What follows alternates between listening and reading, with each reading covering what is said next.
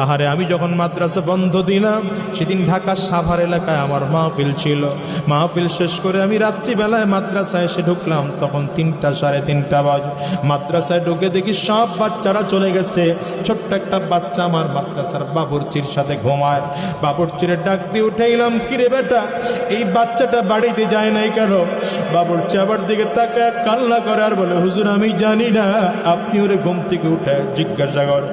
আমি বাচ্চাটারে ঘুম থেকে উঠাইলাম, কিরে বাবা বল কেন তুই বাড়িতে যাস না?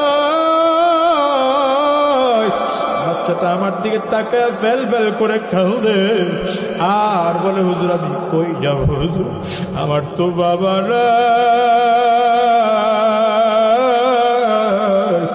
হুজুর আমার মা থাইকা আজকে নাই, আমি কার কাছে যাব? বাড়িতে যাব না। আমি বলি বেটা খুলে বল। বলে হুজুর আমার আব্বা অনেক আগে বিদায় হয়ে চলে গেছে। বাবা বিদায় নেওয়ার পরে মা আবার আরেক জায়গায়